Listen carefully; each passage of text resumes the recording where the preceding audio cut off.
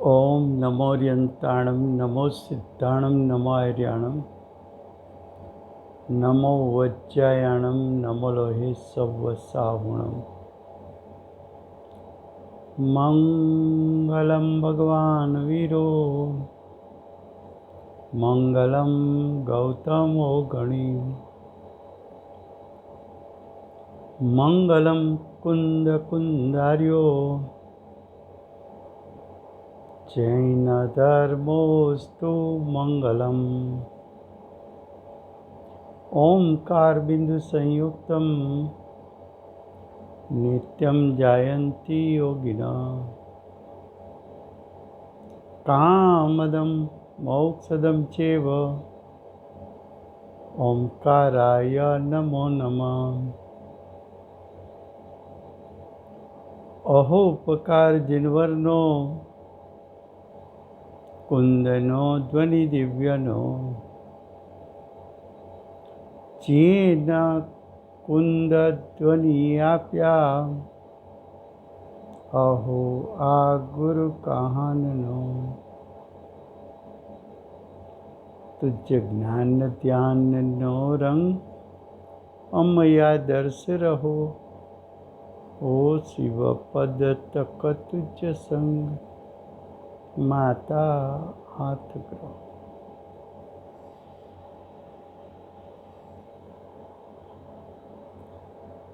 आत्मा की अनंत शक्ति है। वो आत्मा की अनंत शक्ति में अमृतचंद्राचार्य देव ने समयसार शास्त्र में प्रयोजनभूत शक्तियों का वर्णन किया है। उसमें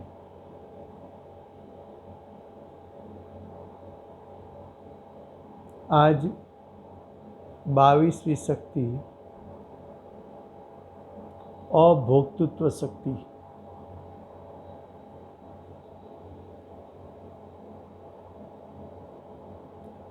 अभोक्तृत्व शक्ति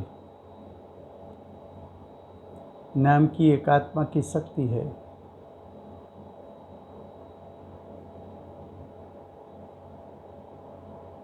इस शक्ति की परिभाषा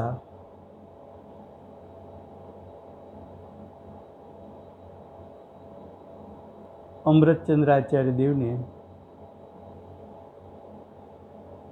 आत्मा के अनुभव के आधार पर इस प्रकार से दर्शाई है। उसकी परिभाषा समस्त कर्म से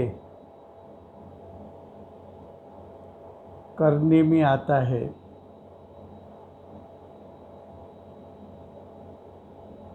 ज्ञातृत्व मात्र से भिन्न परिणामों का अनुभवन यानी भोगवटा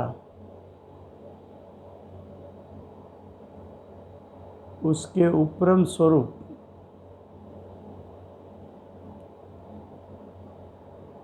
अभोक्तृत्व शक्ति। क्या कहा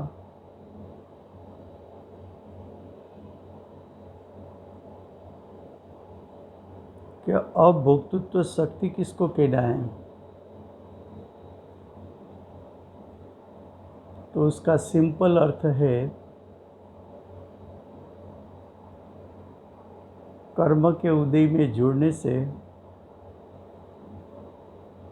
अशुद्ध परिणाम उत्पन्न होता है।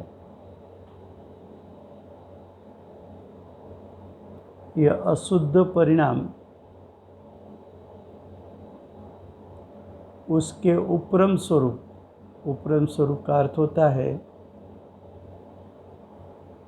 ऐसे अशुद्ध परिणाम के निवृत्ति स्वरूप। अशुद्ध परिणाम निवृत्त हो गए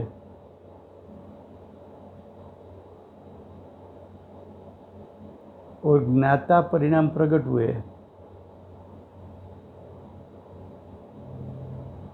ऐसे ज्ञाता परिणाम का अनुभवन ऐसे ज्ञाता परिणाम का आवेदन, ऐसे ज्ञाता परिणाम का स्वसंवेदन, ऐसे ज्ञाता परिणाम स्वसत्ता में उत्पन्न हुआ, उसकी अनुभूति की, वो अभोक्तृत्व शक्ति का कार्य है।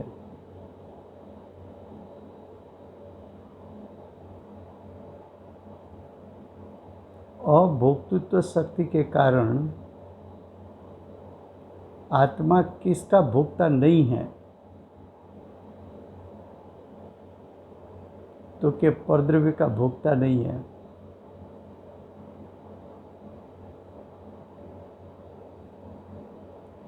कर्म का निमित्त पाकर जीव की सत्ता में नैमित्तिक परिणाम उत्पन्न होता है, उसका भोक्ता आत्मा नहीं है।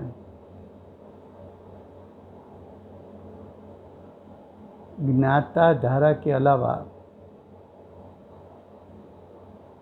किसी भी परिणाम उत्पन्न हुए, उसका भोक्ता आत्मा नहीं है।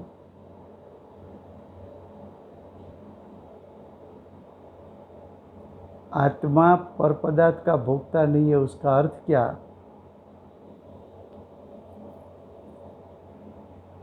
तो 5 इंद्रिय के विषयभूत रूपी पदार्थ वो आत्मा के लिए पर पदार्थ है। ऐसे पर पदार्थ के परिणाम का भोक्ता आत्मा नहीं है। क्यों? तो क्या आत्मा में अभोक्तृत्व शक्ति है।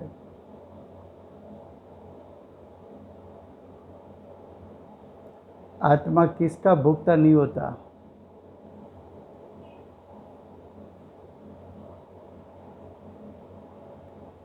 तो क्या आहार पानी का भोक्ता नहीं होता? क्यों? आहार पर पदार्थ है, पानी भी पर पदार्थ है।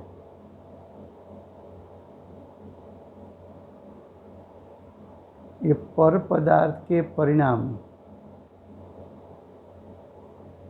उसका भोक्ता आत्मा नहीं बन सकता।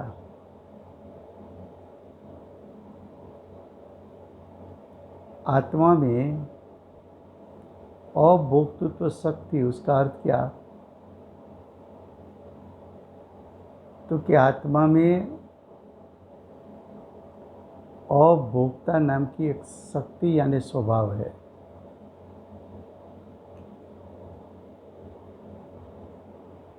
वो शक्ति अभोक्तृत्व शक्ति के कारण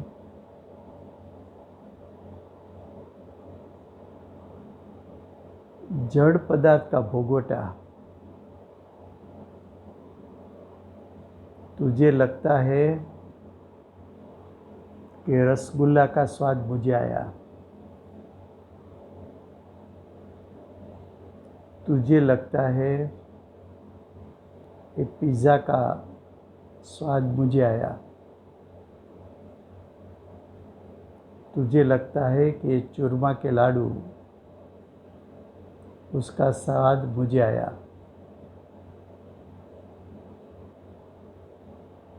तो कि तेरे में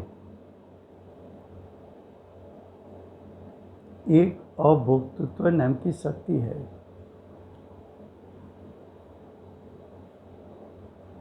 वो शक्ति के कारण, वो शक्ति का अर्थ वो स्वभाव के कारण आत्मा और द्रव्य के परिणाम, पर द्रव्य रूपी हो क्या अरूपी हो,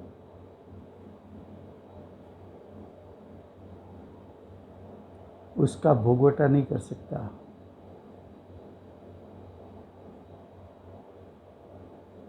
कर्म का उदय है,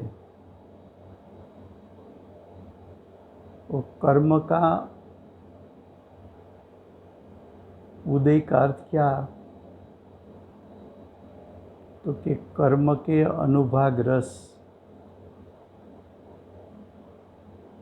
उसका उदय आया। तो कर्म के अनुभाग रस वो पुद्गल रस है, पुद्गल के परिणाम है, पुद्गल का अनुभाग है। वो अनुभाग रस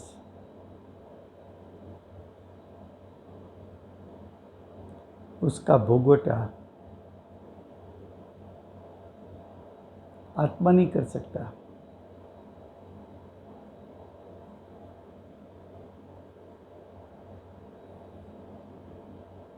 वो तो नहीं कर सकता,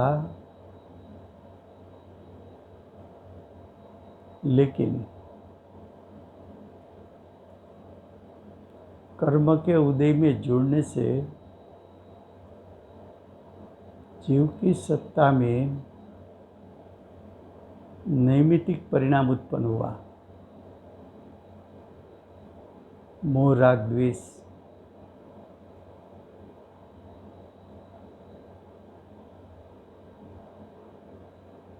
अभोक्तृत्व शक्ति विनायक में अभेद है।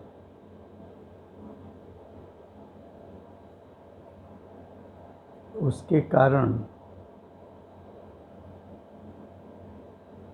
आत्मा तीनों काल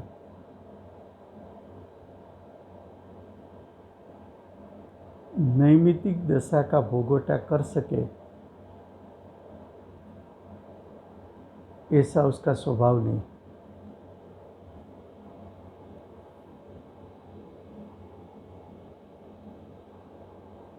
अभोक्तृत्व शक्ति आत्मा की एक शक्ति है।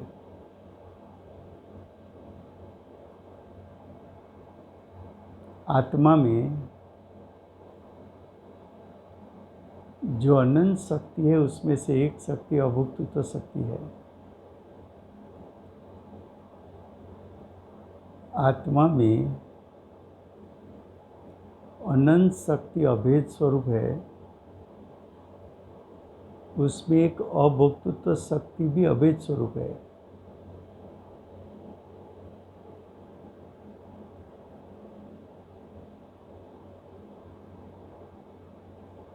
अभोक्तृत्व शक्ति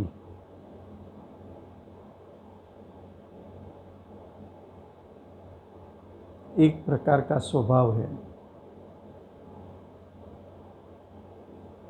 स्वभाव होने से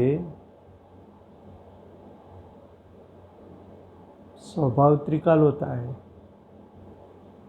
तो अभोक्तृत्व शक्ति आत्मा की शक्ति त्रिकाल है। शक्ति परिपूर्ण और शुद्ध होती है, अभोक्तृत्व शक्ति भी परिपूर्ण और शुद्ध होती है।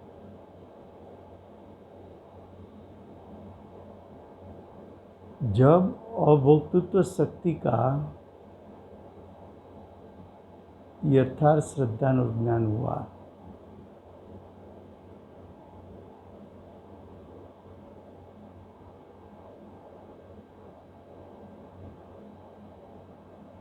तो अभोक्तृत्व शक्ति के माध्यम से जीव ने ज्ञायक को ग्रहण किया।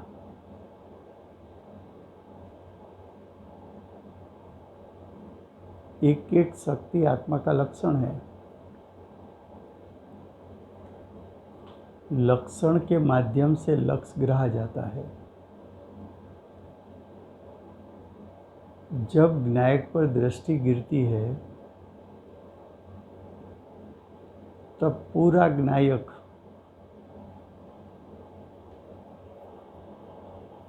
शुद्धता रूप परिणमित होता है।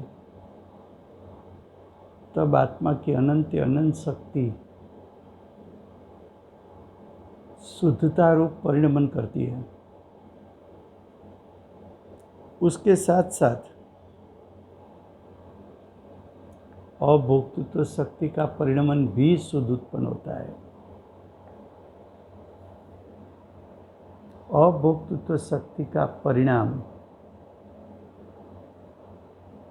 साधक को होता है, चाहे सम्यक दृष्टि हो,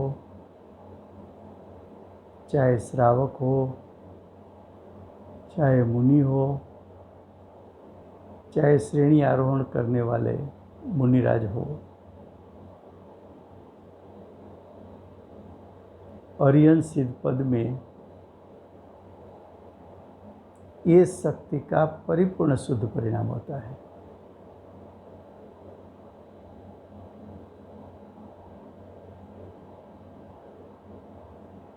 जब विनायक सुत्तारूप परिणमित होता है तब मोह राग द्वेष की निवृत्ति होती है।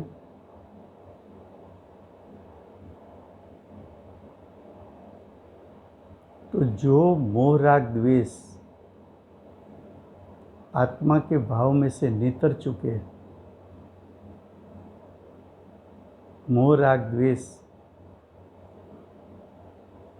रहित आत्मा के जो परिणाम उत्पन्न हुए, उसका भोगवटा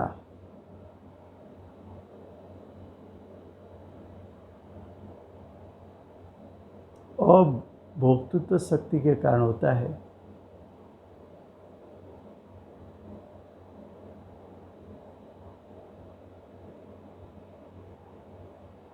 ज्ञानी को मोह राग द्वेष का भोगवटा नहीं है। ज्ञानी को अतीन्द्रिय ज्ञान, अतीन्द्रिय सुख का भोगवटा होता है।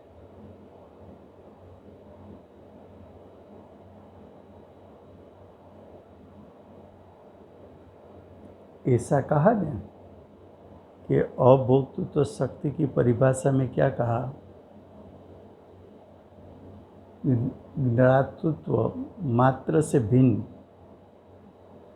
परिणाम, उसका अनुभवन, उसके उपरम स्वरूप। तो उसका अर्थ क्या हुआ? तो कि उसका सिंपल अर्थ करो तो जो कर्म से करने में आते हैं परिणाम,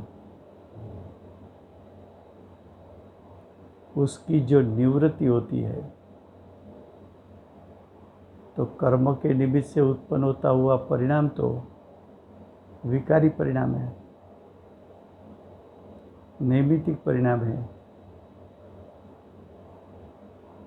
मोह राग द्वेष रूप परिणाम है। वो परिणाम की निवृत्ति, वो परिणाम की निवृत्ति हुई तो ज्ञाता धारा की प्रकटता हुई। तो ज्ञाता धारा की प्रकटता हुई तो साता असाता रूप के परिणाम नाश हो गए।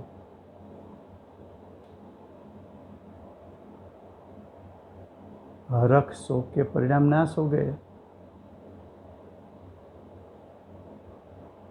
अतीन्द्रिय ज्ञान, अतीन्द्रिय सुख रूप परिणाम प्रकट हुए।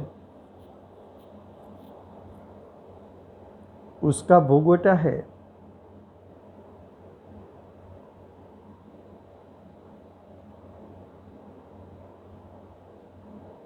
उसका भोगवटा है।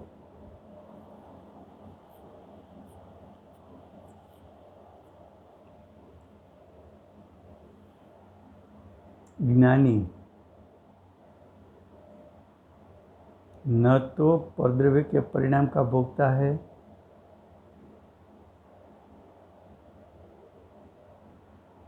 ज्ञानी न तो विभाव के विकार का भोगता है।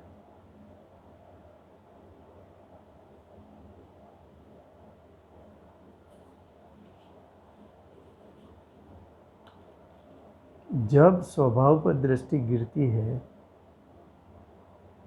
तो पूरा द्रव्य सुत्तारूप परिणमित होता है। उसमें अभोक्तृत्व शक्ति भी सुत्ता रूप परिणमित होती है। उस समय सिर्फ निज आनंद का भोगवटा करना ये अभोक्तृत्व शक्ति का कार्य है।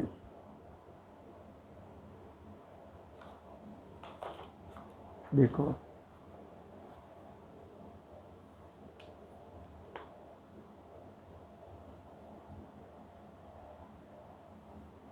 अभोक्तृत्व शक्ति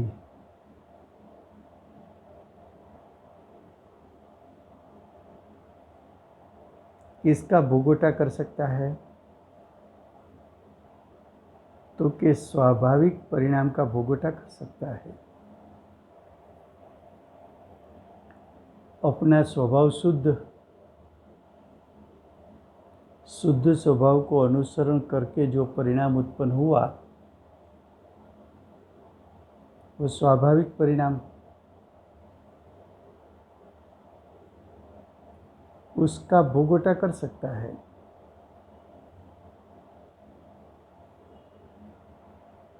राग द्वेष से रहित, राग द्वेष की निवृत्ति की, वितराग परिणाम उत्पन्न हुआ, उसका भोगवटा कर सकता है। अशुद्धता की निवृत्ति की और शुद्ध परिणाम प्रकट हुआ,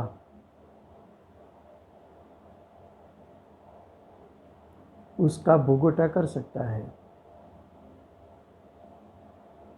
मिथ्या अभिप्राय का त्याग किया,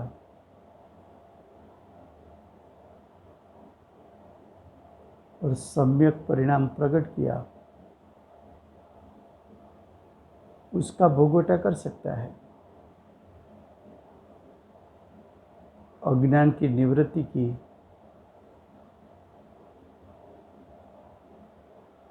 और सम्यक ज्ञान भावस्वरूप ज्ञान रूप परिणमित हुआ,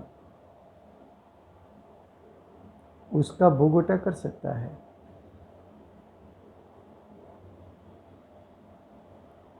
इंद्रिय सुख दुख उसकी निवृत्ति की, अतीन्द्रिय सुख की प्रकटता की, उसका भोगवटा कर सकता है।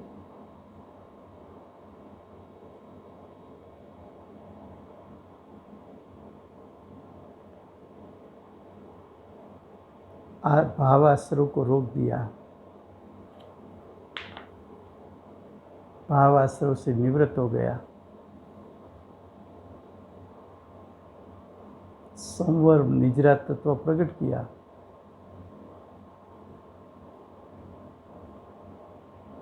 तो उसका भोगवटा कर सकता है।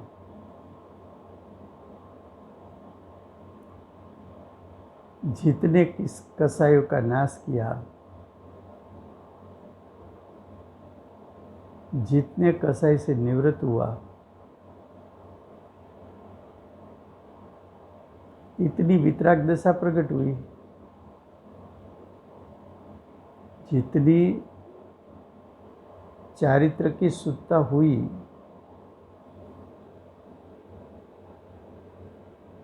उसका भोगवटा जीव कर सकता है।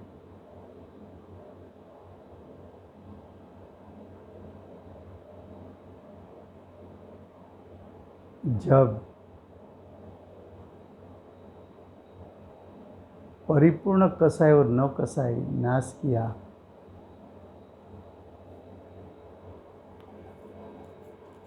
तब अर्यंत पद में ज्ञान की परिपूर्ण शुद्धता प्रकट की, दर्शन की परिपूर्ण शुद्धता प्रकट की, श्रद्धा की परिपूर्ण शुद्धता प्रकट की, चारित्र की परिपूर्ण शुद्धता प्रकट की, सुख की परिपूर्ण प्रकटता की, दान लाभ भोग उपभोग और वीर्य पांचों गुणों ने भी अपना परिपूर्ण शुद्ध स्वरूप प्रकट किया, उसका आत्मा भोगवटा कर सकता है, उसका वेदन कर सकता है, उसका स्वसंवेदन कर सकता है, उसका आह्लाद ले सकता है, उसका आस्वाद ले सकता है।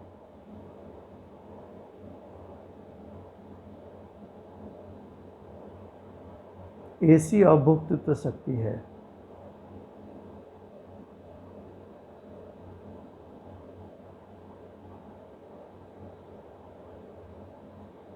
जब पुण्य पाप आश्रव बंध निवृत्त होते जाते हैं, तब संवर निजरा और मोक्ष की प्रकटता होती है। तो पुण्य पाप आश्रव बंध उसके निवृत्ति स्वरूप और संवर निजरा मोक्ष की प्रवृत्ति स्वरूप परिणाम का भोगवटा करना, ये अभोक्तृत्व शक्ति का कार्य है।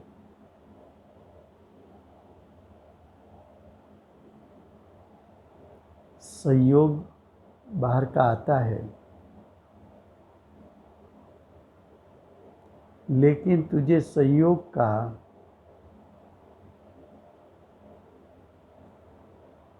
अनुभवन करना पड़े, ऐसा कोई त्रिकाल नियम या सिद्धांत नहीं है। संयोग तो परद्रव्य है।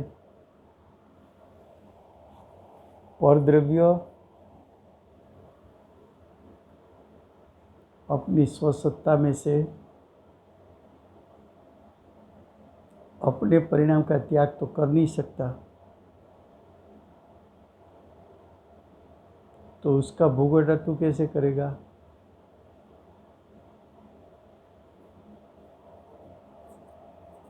ऐसा भोगवटा तू कैसे करेगा?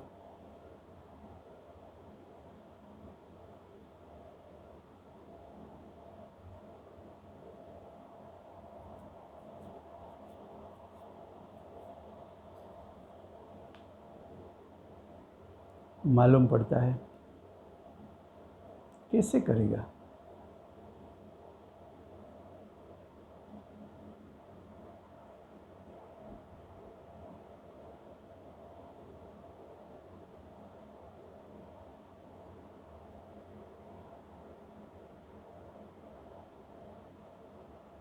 जीव में अभोक्तृत्व शक्ति तो त्रिकाल है। तीन काल में एक समय के लिए भी आत्मा अज्ञानी हो, साधक हो या परिपूर्ण ज्ञानी हो, तीन काल में एक समय के लिए परद्रव्य के परिणाम का भोगवटा नहीं कर सकता, क्योंकि आत्मा में अभोक्तृत्व शक्ति है।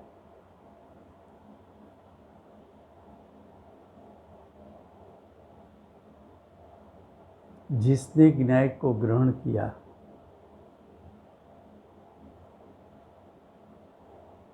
शक्ति प्रकरण क्यों बताया? तो कि शक्ति के माध्यम से शक्तिवान को ग्रहण किया। तो जिसने शक्तिवान को ग्रहण कर लिया,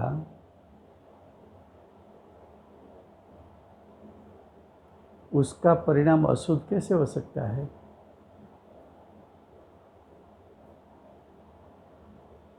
और उसका परिणाम अशुद्ध है नहीं, तो अशुद्ध का भोगवटा भी कैसे करेगा?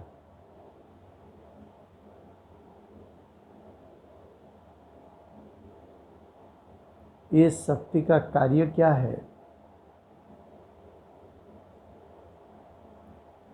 तो कि ज्ञाता धारा का भोगोटा कर सकता है।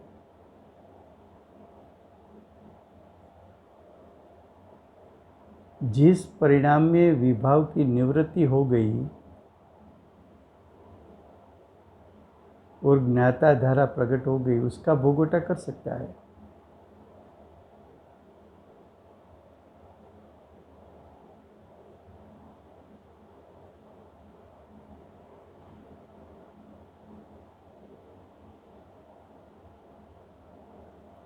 क्या कहा?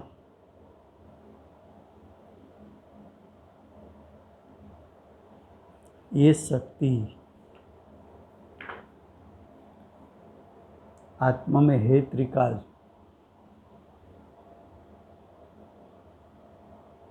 तो शक्ति है तो तीनों काल उसका कार्य है।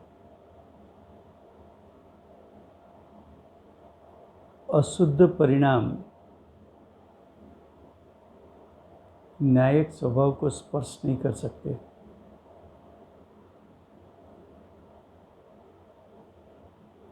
तीन काल में एक समय के लिए भी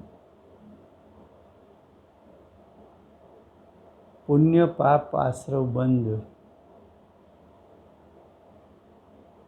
और न्यायिक स्वभाव, उसके बीच में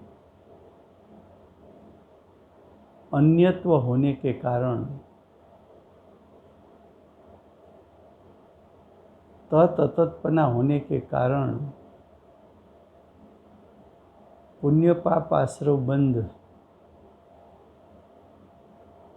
न्याय को स्पर्श नहीं कर सकते।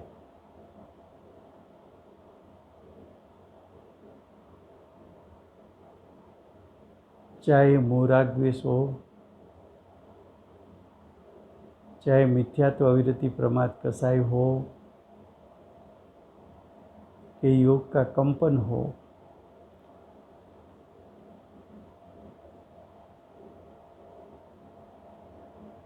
चाहे किसी प्रकार का विभाव के विकार हो, किसी प्रकार का परलक्षी परिणाम हो, किसी भी प्रकार का परिणाम स्व से च्युत होकर उत्पन्न हुआ हो,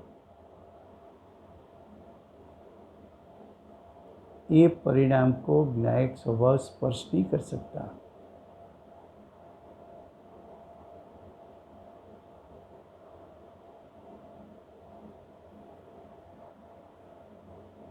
ऐसे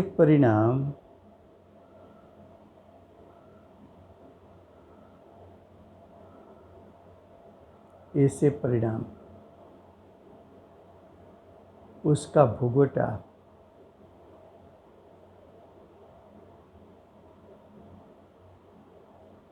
आत्मा को नहीं है।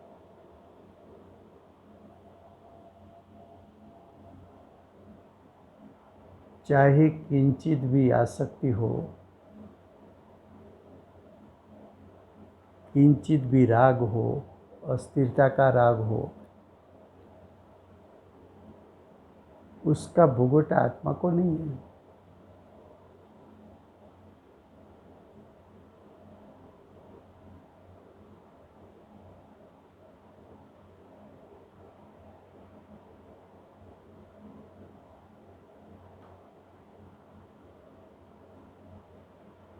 अभोक्तृत्व शक्ति,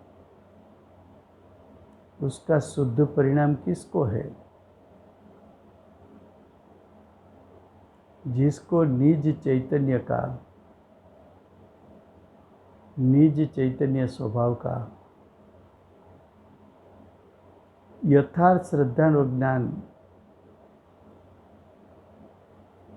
वर्तता है, उसको होता है। जिसको ज्ञाता दृष्टा परिणाम उत्पन्न हुआ, उसको अभोक्तृत्व शक्ति का शुद्ध परिणाम होता है। जिसकी दृष्टि न्यायिक पर है, जिसका उपयोग न्यायिक पर है, उसको अभोक्तृत्व शक्ति का शुद्ध परिणाम होता है।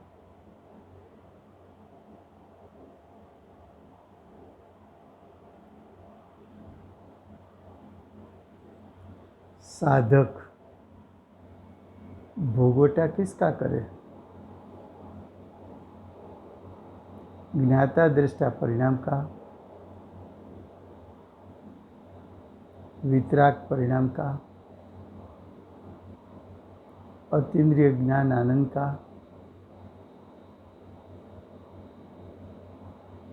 जो स्वरूप की रचना स्वरूप परिणाम हो उसका भोगवटा कर सकता है।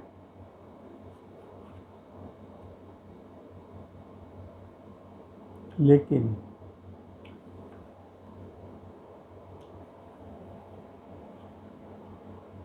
चाहे घाती के अघाती कर्म हो,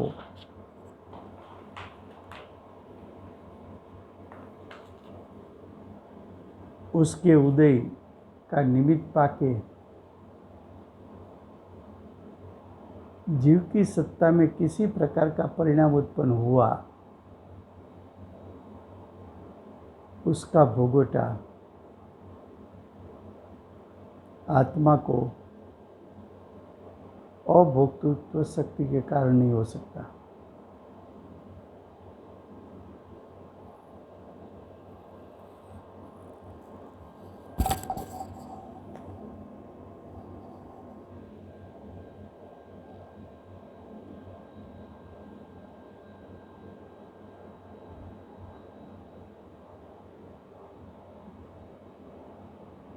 परद्रव्य और स्वद्रव्य,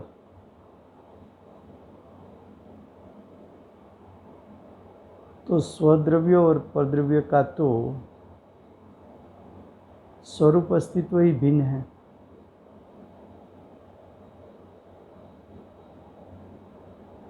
जिस परिणाम का आत्मा कर्ता बनता है वही परिणाम का आत्मा भोक्ता बनता है। तो ज्ञानी तो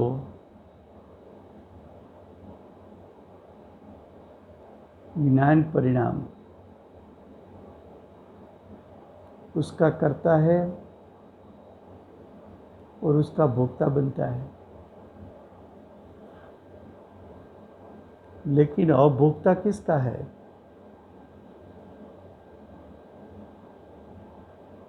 परद्रव्य का अभोक्ता।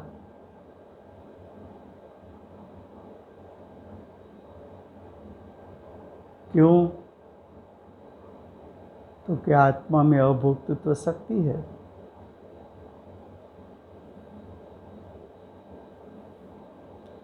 पर के निमित्त से उत्पन्न होता हुआ परिणाम उसका भी अभोक्ता। क्यों? तो क्या आत्मा में अभोक्तृत्व शक्ति है?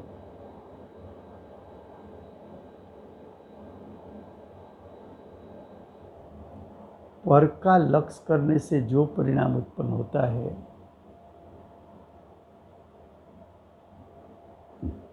उसका भोक्ता आत्मा नहीं बन सकता।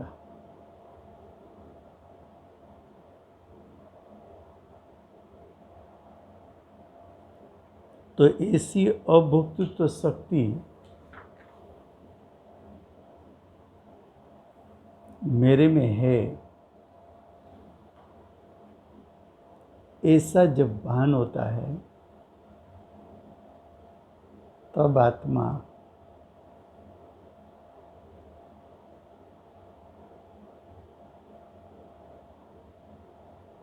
मैं परद्रव्य के परिणाम का भोक्ता नहीं हूँ, विभाव का भोक्ता नहीं हूँ, तो परद्रव्य का लक्ष्य छोड़ के, विभाव का लक्ष्य छोड़ के विनायक स्वभाव पर दृष्टि और उपयोग रखने से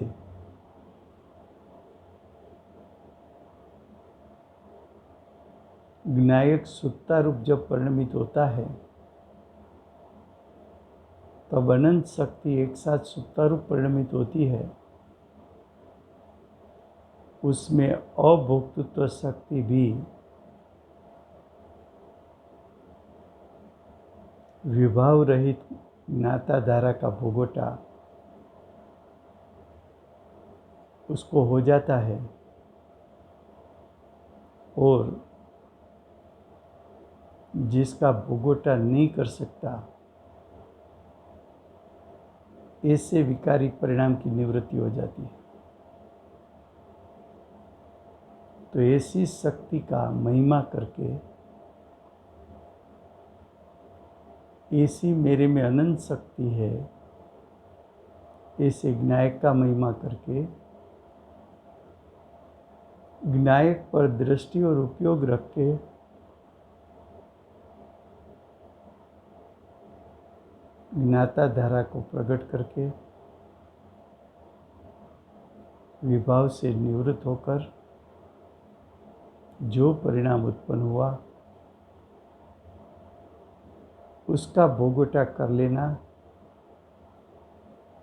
वो जीव का कर्तव्य है।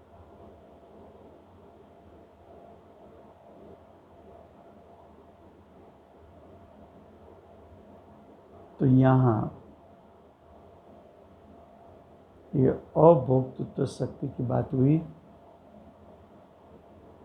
अगले सेशन में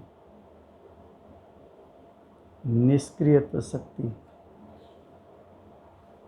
वो भी एक आत्मा की शक्ति है, वो विषय चलेगा। समय हुआ है। जय जिनेंद्र।